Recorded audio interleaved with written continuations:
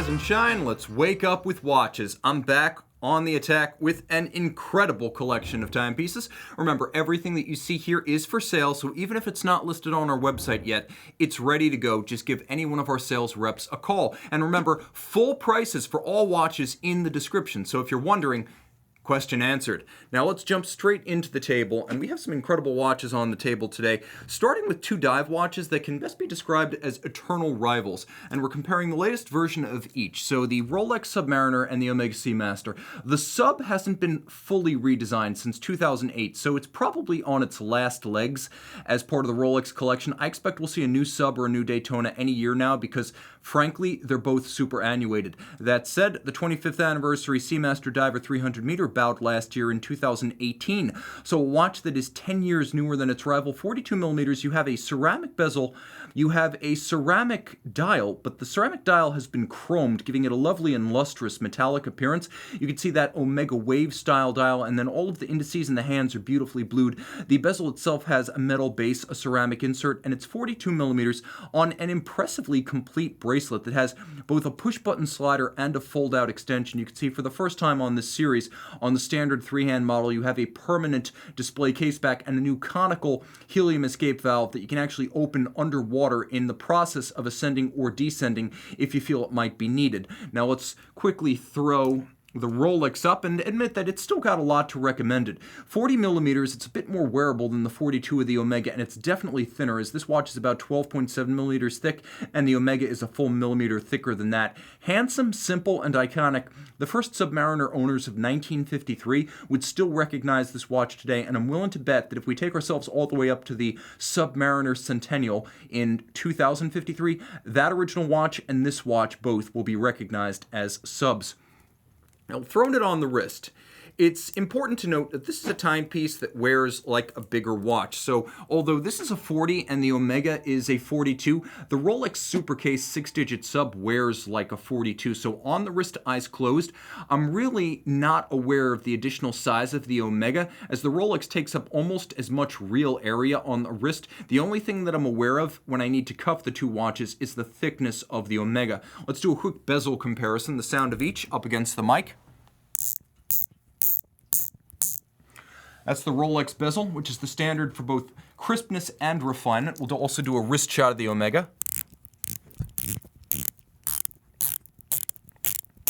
You can hear the Omega has a different sound to it. It's a bit more coarse, I have to admit. It's just as precise, but it isn't quite that combination of click and slide that you get with the buttery Rolex. Now you can see this is an impressive watch, and you've got a lot more color choices as well as strap options if you want to go in this direction. So please remember, although the Rolex is eternal and it is easily the mindshare hegemon in the market, this watch is a better value and it gives you more options. Now throw and open that clasp. I told you it has a full fold out as well as a push button slider, and you can see both of them in action right there. This clasp is better than Rolex's. Rolex with the 20 millimeter Easy Links, well, not Easy Link, Glide Lock. Easy Link would be on a standard clasp.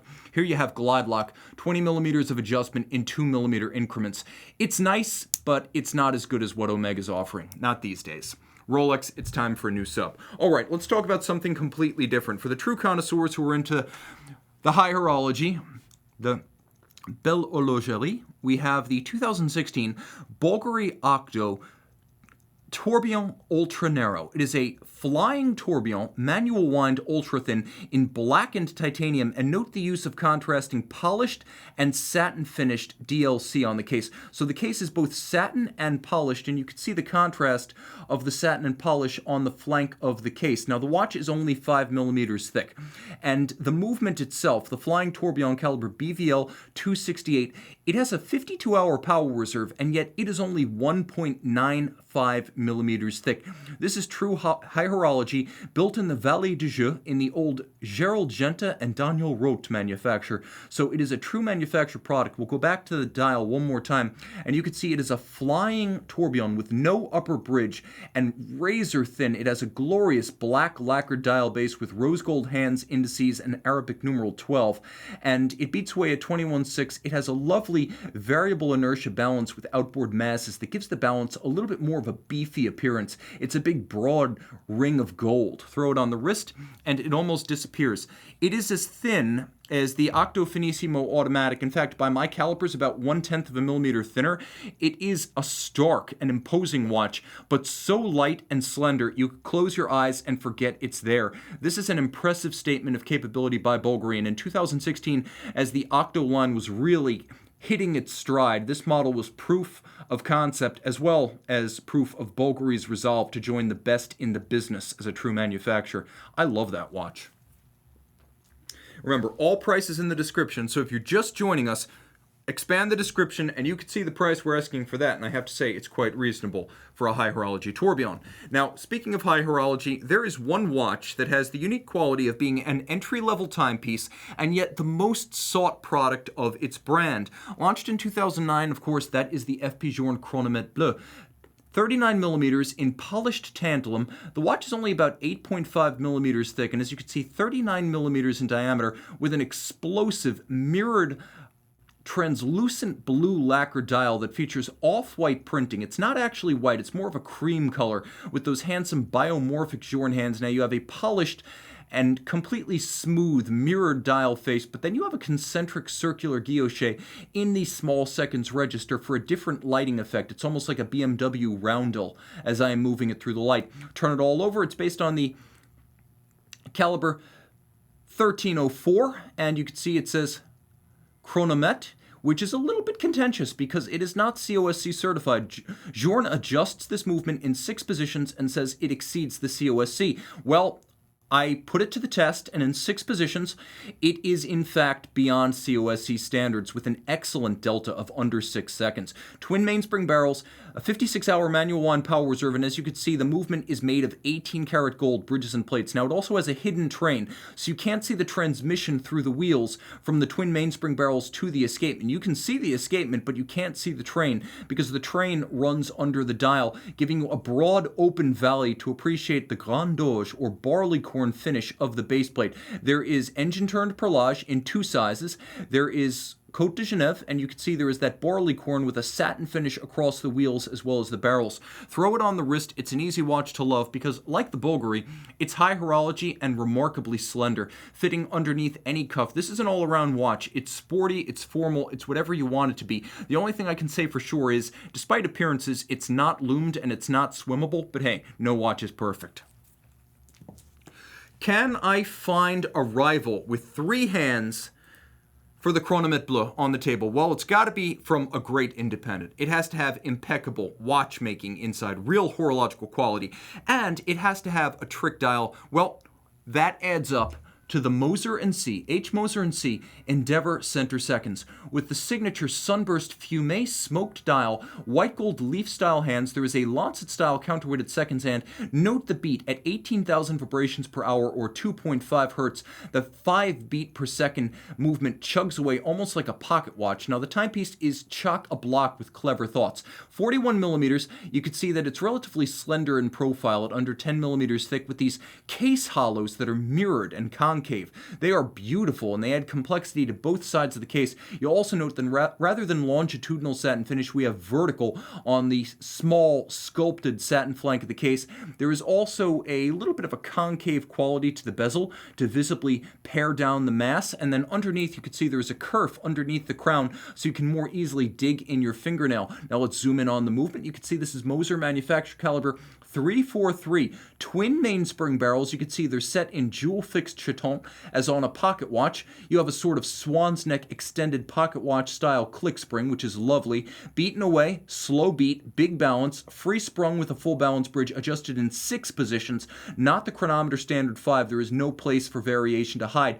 Overcoil hairspring, solid gold, 14 karat gold escapement for minimal friction. It's expensive, but it does reduce parasitic drag. There is a miniature power reserve, and though the watch is rated for 7 days of power reserve, it will in fact run for for 9. Under-promising and over-delivering. That's German-Swiss watchmaking. Mirrored anglage on the edge of every bridge with mirrored black-polished screw heads, and you'll appreciate that unique double-crested Côte de Genève that is a signature of Moser watchmaking. Of course, they make all their own parts, the balance, the hairspring, even the escapement, at Precision Engineering, their subsidiary for small, high-precision components.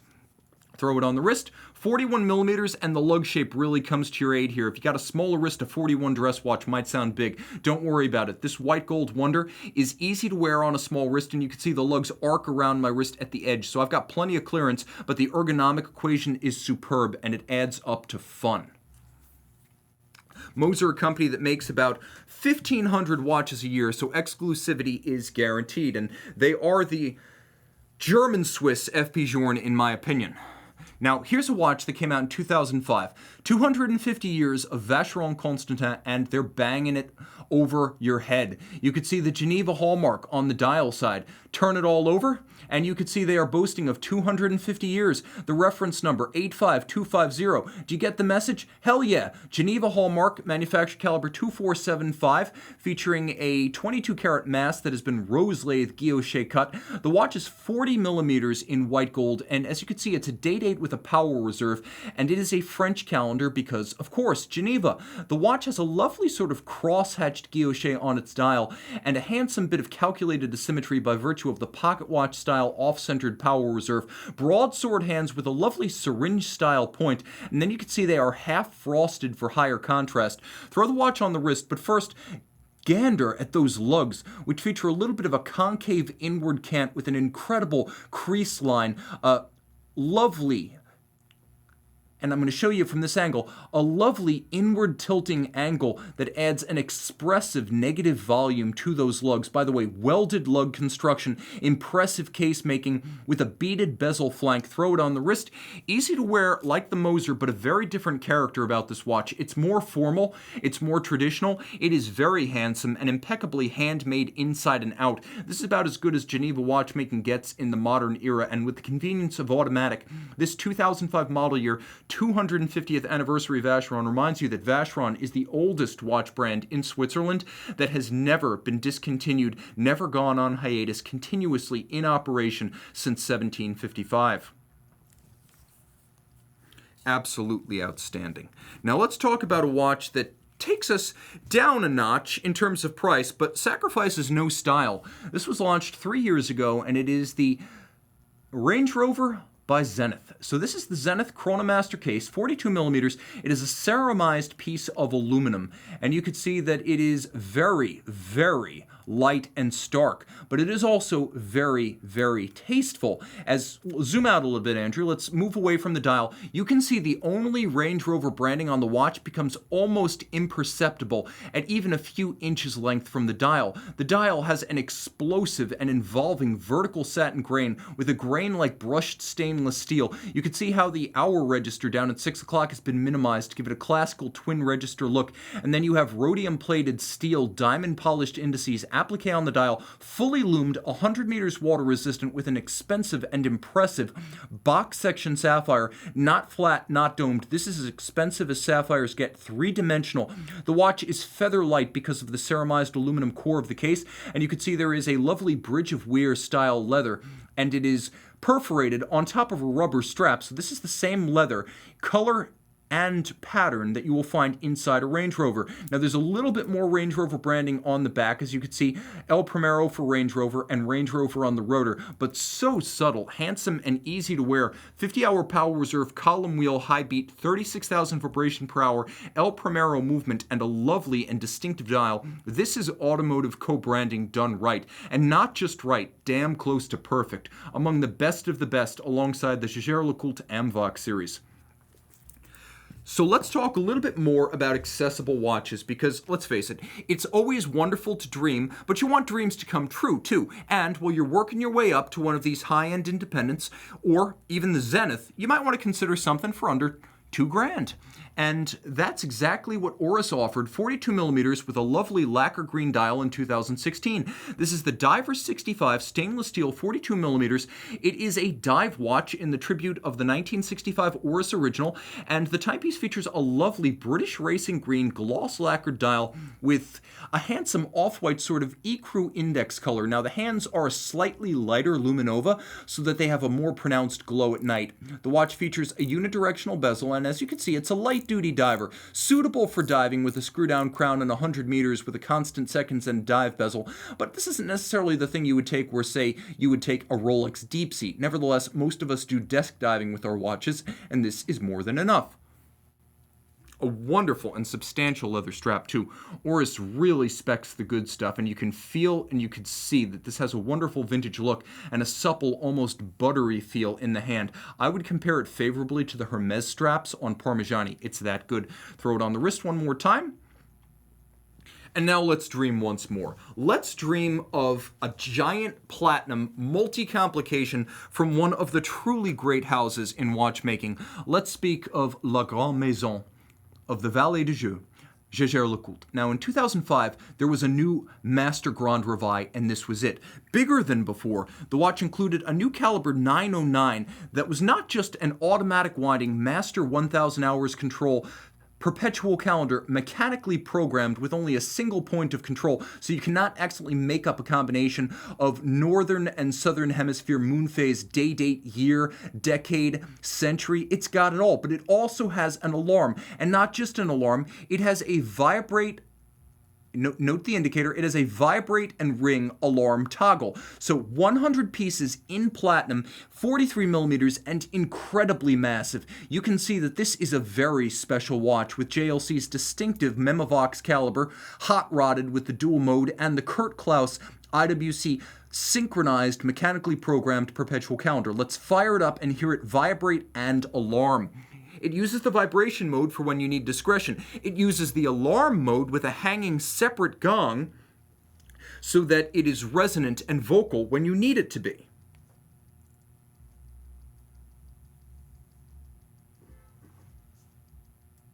Okay, so now we're going to hear this alarm first in vibrate mode.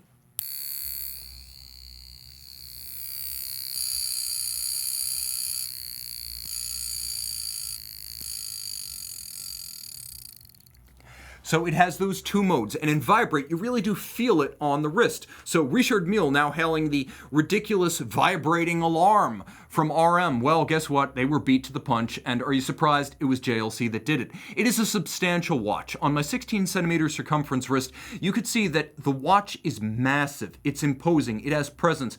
It is a commanding timepiece with a delectable ruthenium-coated slate dial. It's somewhere between silver and slate, and that's the magic of ruthenium metal. This watch has it all. Dual mode alarm, automatic winding, 6-position adjustment, perpetual calendar, and a northern and southern hemisphere moon phase. JLC, I still love.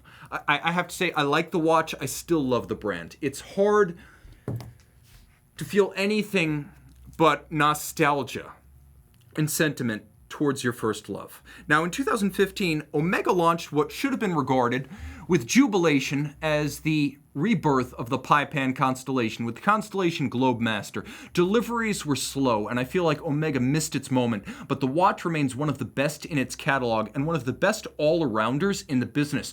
Rolex Cellini is not this impressive, nor is Rolex Cellini 100 meters water-resistant like this Globemaster Constellation. 39 millimeters in stainless steel, the watch features a coined tungsten bezel, and if you look closely here, you can see that the bezel is a darker gray than the silver steel of the case. Now, the dial does feature that multifaceted Paipan style 1950s evocative blue sunburst dial, fully loomed.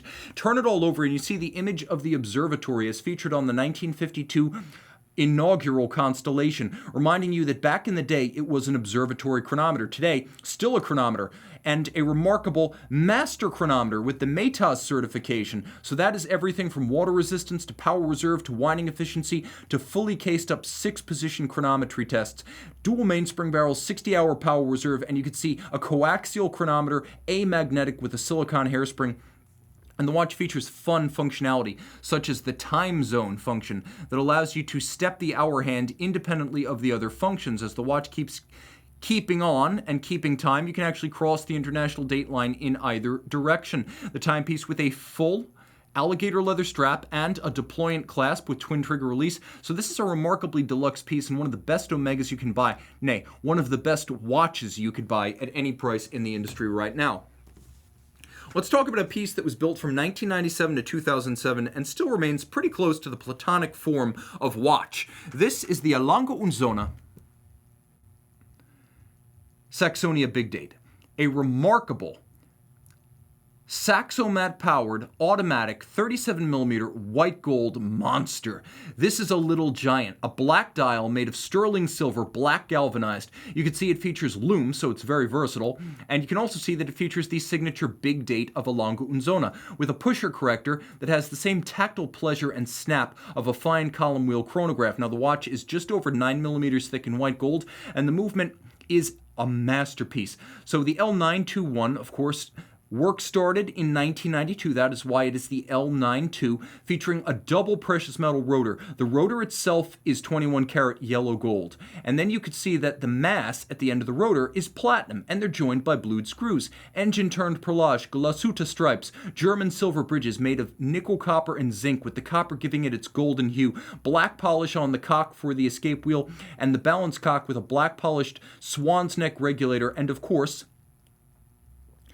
freehand engraved surface, so no two are exactly alike. That half bridge is freehand engraved. And of course there is 0 reset seconds, so when you want to set this watch to a time, you pull the crown out, watch the seconds reset straight to the index at 60.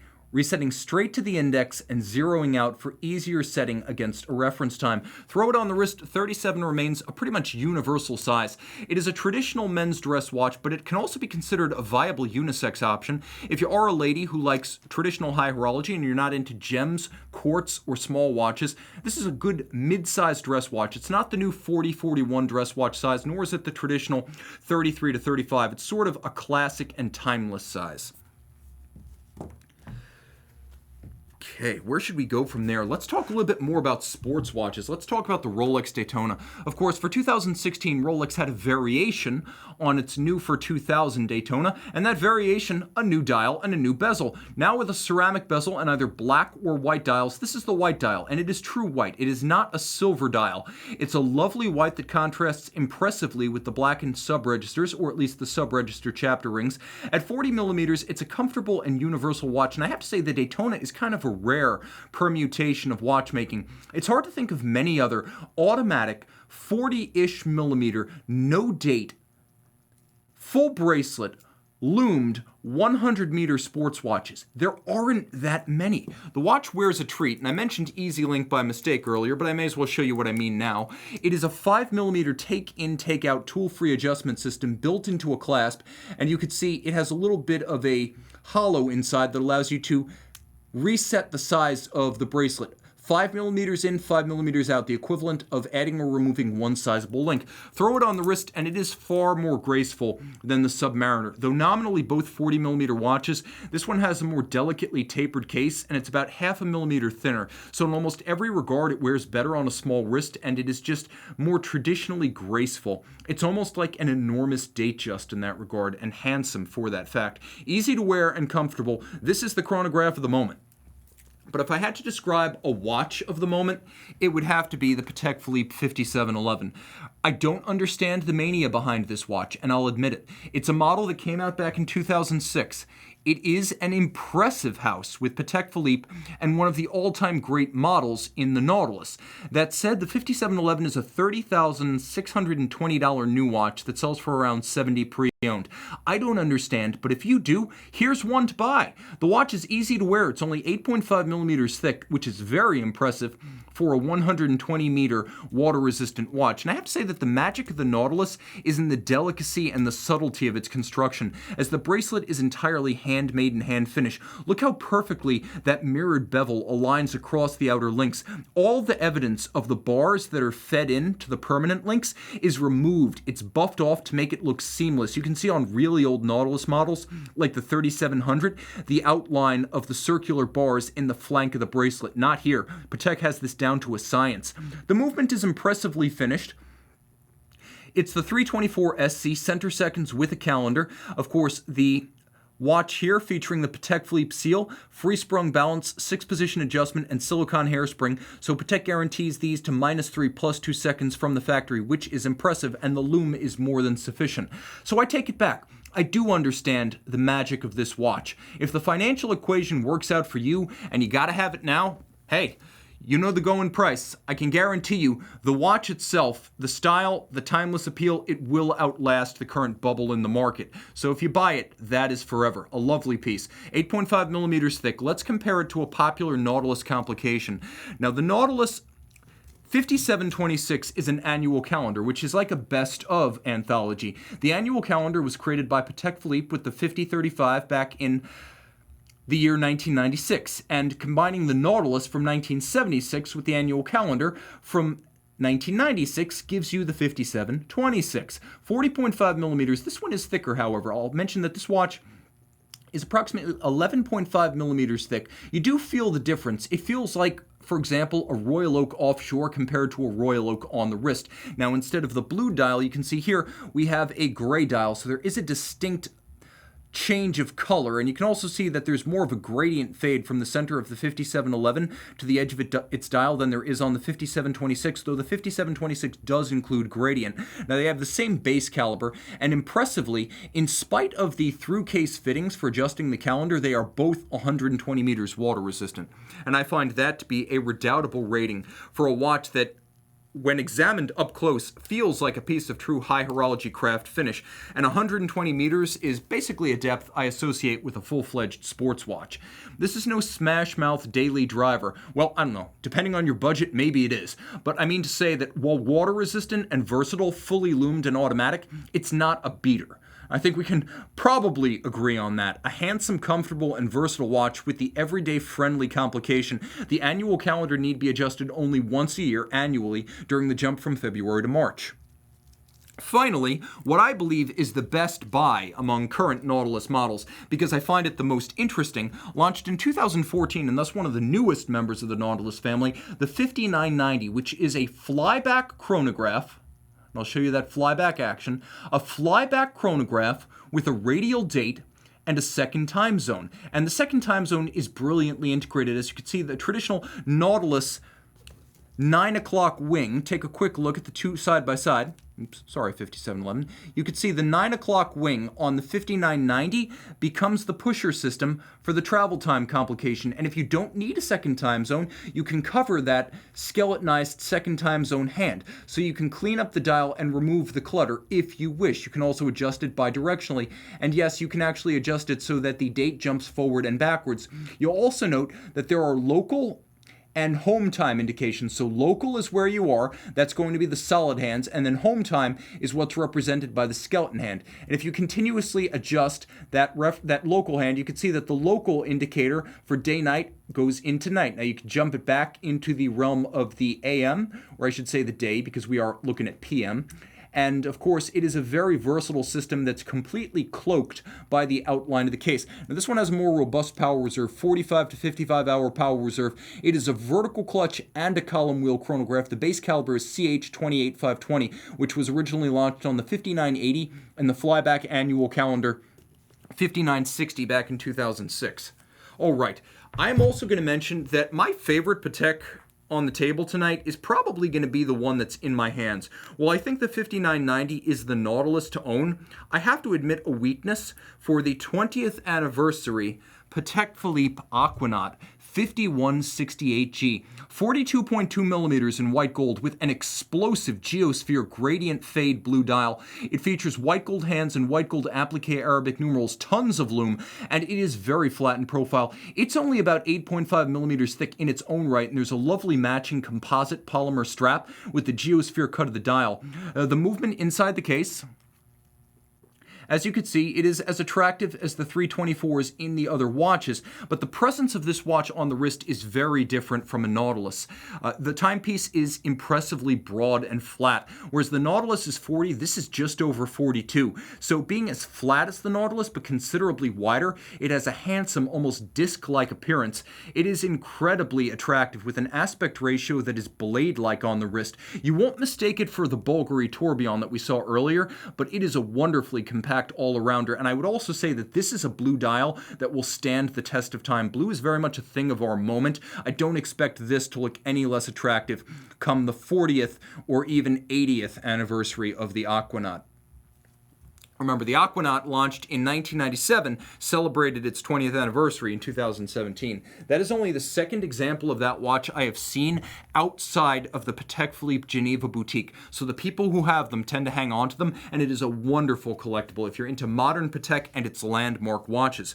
Now let's talk about something that's totally off the beaten path, even by the standards of F.P. Journe and Moser. Let's talk about a true independent, Maître du Temps, and the Chapter 3. We've been lucky to have a series of piece-unique Chapter 3s painted by Leloc-based micro artist Andre Martinez, and he has created miniature paintings on the dial of these piece-unique watches. You can see one of one, only one on the case flank, 42 millimeters in white gold. The watch features the image, of course, of the lunar landing, and you can see the reflection, if we can get real close here, the reflection of the photographer and the lunar module in the iridium mirrored visor of the astronaut. Now, if you look closely at the dial, you'll also note that the moon phase of the standard model, which has been removed on the other piece-unique Chapter 3s, here it has been retained, but rather than include a moon phase, the gearing of the moon phase and its cycle is still present, but you instead have a scrolling signature of the artist in what would normally be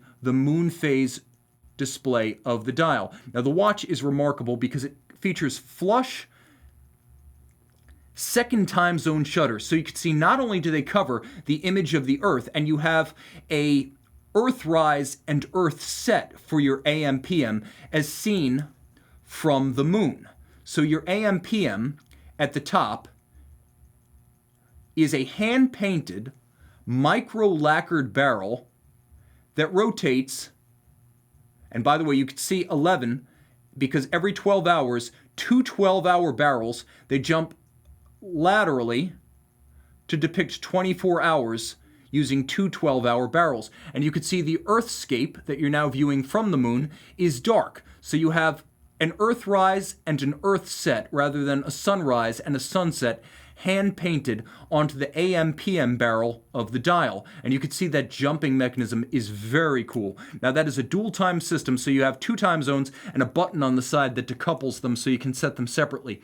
Andreas Streller designed the complication, and Kari Voutilainen specified the style of the bridges, the finish of the bridges, and as you can see, the style of the case itself, which is 49 millimeters from lug to lug and 14 millimeters thick. It wears easily on my wrist, even though it is a large watch. It's a dress watch, it's an independent, and it's from a brand that builds only a few dozen of each model per year, with the Chapter 3 being by far the most, I would say, utilitarian of them. If you've seen the Chapter 1 and Chapter 2, you realize that not only are they rather whimsical, but they're almost impossible to wear. So one more look at how that complication hides and reveals itself on the dial. Flush and hidden, moving back into position. Watch them draw flush. Just like that. All right, now let's talk about something that is, frankly, above and beyond. The next couple of watches are going to get a little crazy, starting with the Patek Philippe 5204. The 5204P, 40 millimeters in platinum. This is a Patek Philippe split seconds chronograph perpetual calendar. I need to wind it up a little bit. It has a manual wind 65-hour power reserve, by the way, so if you need to put the watch down for a day or two, if it's not your everyday watch, you're just fine. But you'll also note that the watch is remarkably practical, as it has a perpetual calendar and a split-second chronograph with a coaxial rattrapant trigger inside the crown. Now you'll also appreciate that the watch features a fully loomed dial. Not just loomed, but remarkably so, with three-dimensional blocks of luminova mounted on the dial with black borders for high contrast. It is a silvered opaline matte finish dial with an inverted crescent-style moon phase. Perpetual calendar. This one need not be adjusted as long as you keep the watch wound. You've got the day, you've got the month, you've got the radial date, you've got the leap year phase indicator, and of course the timepiece with an extraordinary movement to match. By the way, note the progress of Patek Philippe case making and the welded lug profile executed in-house with that sharp break between case band and lug. Patek used to create relatively simple cases. If you want evidence of that, take a look at a 5130. This proves that Patek case making is now best in the business. The movement, the CH29535, and you can see there is an explosive tensioning system for the rattrapant, and I will actuate the rattrapant so you can watch it grip and then release the mechanism for that second hand on the center bridge. Now what it also has is a decoupling system so that the split-second chronograph doesn't drag and slow down the watch, while, by the way, if you want to rewind right there, if you're watching this recorded, you can see the minute jumper actuating underneath its bridge. But there is a decoupler system, as you'll find in longer split-second watches, so that the split-second system does not drag while it is static. It is a remarkably deep movement, and you could see from a slant angle the quality of the beveling, not just on the bridges, but also on the steel levers of the chronograph. And you could see a fully jeweled lateral clutch. By the way, I am stopping, and then I am re-engaging, and I am disengaging, and watch the hammers reset the chronograph. Throw it on the wrist. This is a wearable Grand Comp type of watch. Now, technically speaking, it's not a grand complication, because historically, a grand complication should be at least a chronograph, a minute repeater, and a perpetual calendar. Well, this is not a chiming watch, but it's got the split-second chronograph, the moon phase, and the perpetual calendar, and it is an easy watch to wear. You could see this watch less than 48 millimeters lug-to-lug, wearing easily on my 16 centimeter circumference wrist. I can recommend it for a wrist as small as 13.5 centimeters circumference.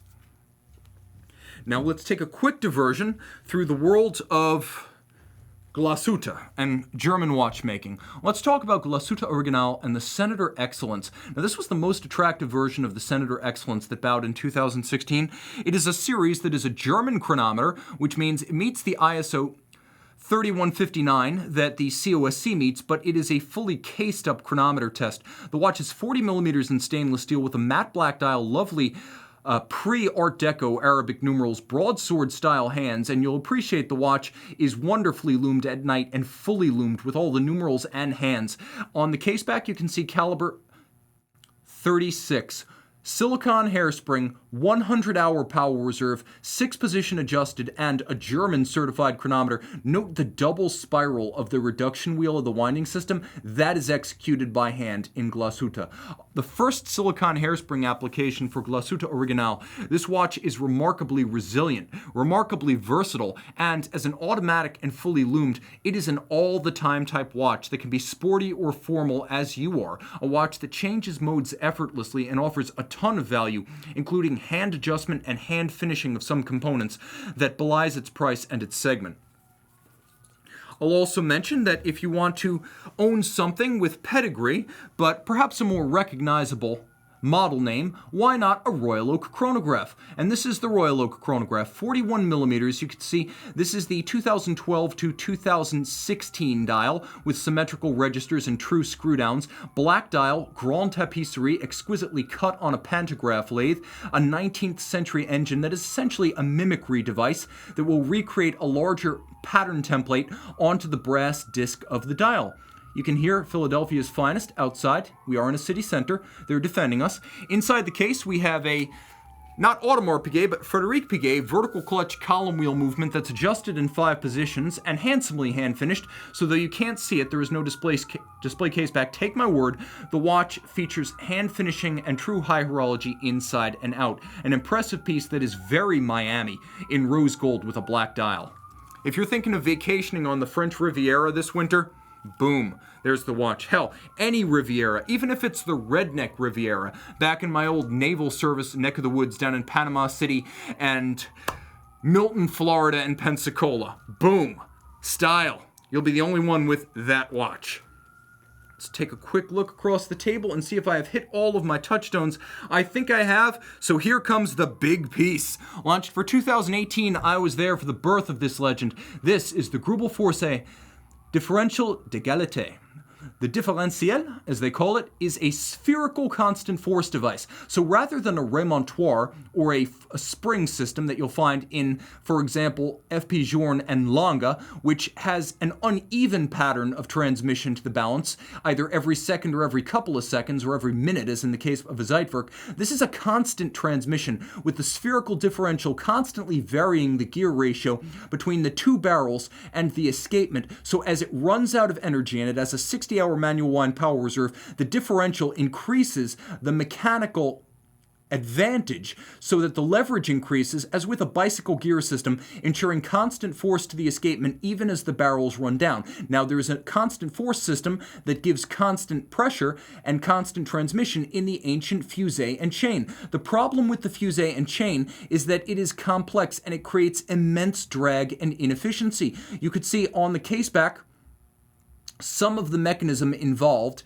and the watch features an elaborate zero reset second system, and that's exactly what you're looking at right here. So this watch, which features a constant force device that is both constant, like a fusee, and efficient like a remontoir, giving you the best of both worlds. Note the black polished and angled continuously rounded bridge for the balance itself. Note the deadbeat second system, and take a look at this. The 44mm watch features an exquisite zero reset second system, so you can precisely set this watch whose focus is explicitly chronometry. Now the timepiece also features a dial which is made of German silver and beautifully frosted. You can see the power reserve scale is made of solid gold, as are the hands, and there is a custom sapphire disc outboard that represents all of the indices as well as the Arabic numerals of the time. You can see the stacked mainspring barrels and the movement, which has 9.9 millimeters of thickness. Look at the reverse side that gives you a huge concave mirror, optically smooth and optically flawless, with which to appreciate the balance, and you can even look inside the case if you have the watch in the hand and see the differential system. Throw it on the wrist, and this is a gentle giant. Though 44, I almost can't believe it's a 44. 15.3 millimeters makes it thin for a Grubel, and I would have sworn this was more like a 41, 42. One of the most wearable Grubel watches and one of the most cerebral. If your absolute priority is uncompromising finish and precision, you want the Grubel Force 2018 to present 33-piece limited edition Differentiel d'Égalité in white gold. And if you're wondering what all these words say in French, it is Grubel Force's philosophy of traditional handcrafted, hand-finished, uncompromising watchcraft.